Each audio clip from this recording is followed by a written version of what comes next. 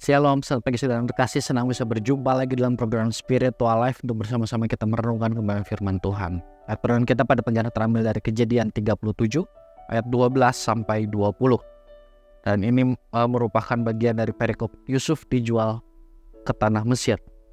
Dan perenungan pada pagi hari ini saya beri judul Iri Hati dan Kebencian. Saya akan bacakan ayat ini bagi Bapak Ibu Saudara semua. Demikian firman Tuhan.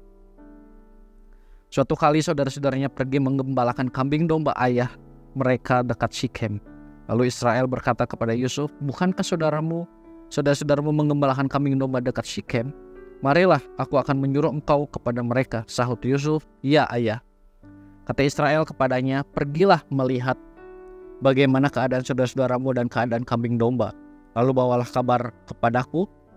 Yakub menyuruh dia pergi dari lembah Hebron, dan Yusuf pun sampai ke Syikhem.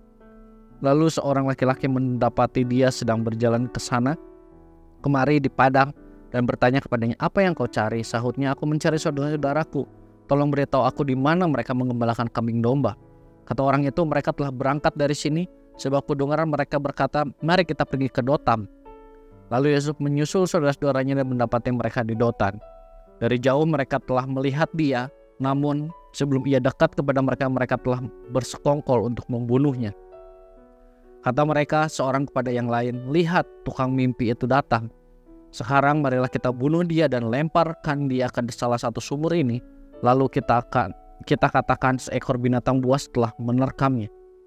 Kita akan lihat nanti apa yang akan terjadi dengan mimpi-mimpinya itu."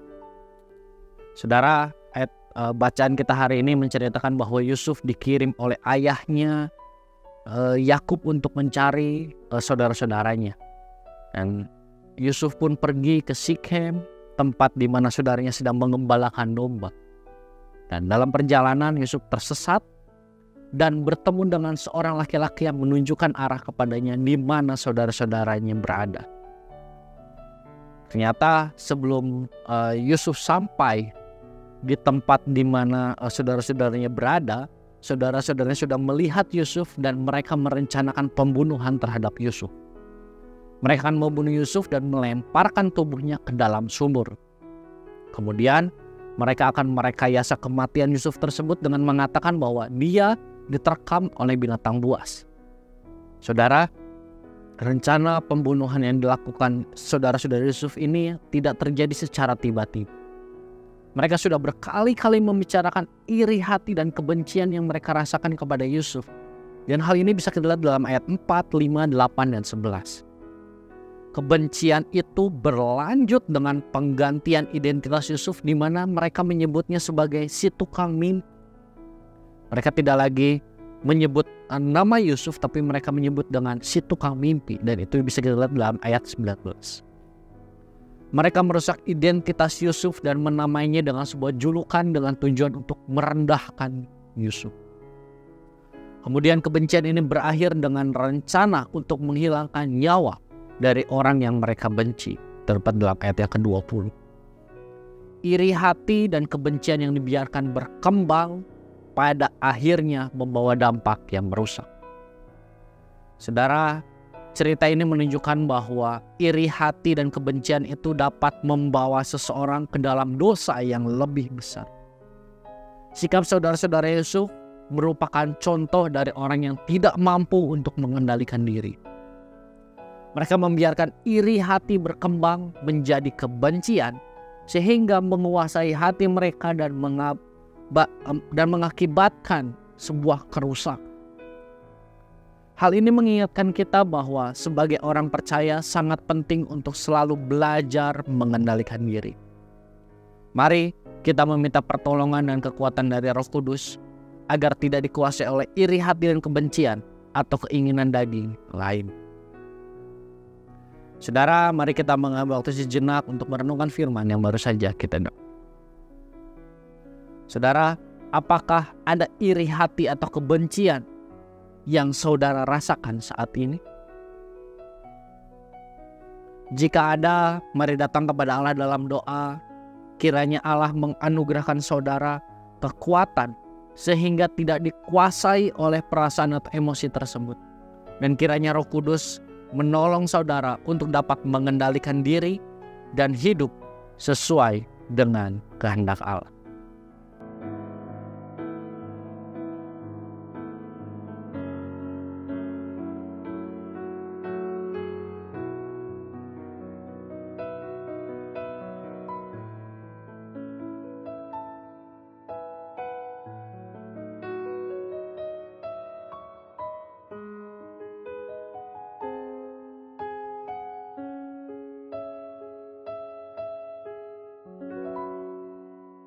Mari kita akan tutup renungan pada pagi hari ini di dalam doa. Mari kita berdoa.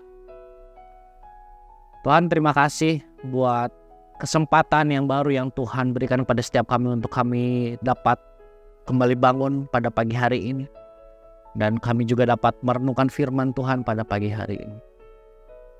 Tuhan, terima kasih buat pesan firman-Mu yang kami dapatkan pada pagi hari ini melalui ayat bacaan yang kami baca. Oleh firman Tuhan hari ini kami diingatkan untuk kami tidak iri hati, untuk kami tidak memiliki sikap kebencian kepada orang lain. Mungkin ada di antara kami yang saat ini memiliki sikap tersebut Tuhan. Mungkin kami ada yang iri dengan orang lain, mungkin kami ada yang iri dengan keluarga kami, saudara kami. Mungkin ada kami juga yang memiliki kebencian kepada orang-orang tertentu. Ampuni kami dan ubahlah kehidupan kami, hati kami Tuhan. Berikanlah anugerah-Mu pada kehidupan kami sehingga kami tidak lagi hidup di dalam iri hati, di dalam kebencian tersebut. Tapi kami jauh dari iri hati dan kebencian tersebut dan kami hidup di dalam kasih yang Tuhan anugerahkan dalam kehidupan kami. Biar Roh Kudus juga menolong kami, memampukan kami untuk kami dapat melakukan apa yang kami dapatkan hari ini melalui ayat bacaan yang kami baca. Biar terus Roh Kudus berkarya dalam kehidupan kami, sehingga kehidupan kami sungguh-sungguh menjadi kehidupan orang percaya yang serupa dan segambar dengan Allah. Bapak, kami juga berdoa menyerahkan aktivitas kami hari ini ke dalam tangan Tuhan. Biarlah setiap hal yang kami lakukan, yang kami pikirkan, yang kami katakan, semuanya itu sungguh-sungguh mempermuliakan nama Tuhan. Dan biarlah rencana Tuhan di dalam setiap kehidupan kami dapat terlaksana, sehingga kerajaan-Mu semakin diperluas di tengah-tengah dunia. Terima kasih Tuhan. Hanya di dalam nama-Mu kami mengucap syukur. Haleluya. Amin. Demikian renungan kita pada pagi hari ini. Selamat pagi, selamat beraktivitas. Tuhan Yesus memberkati.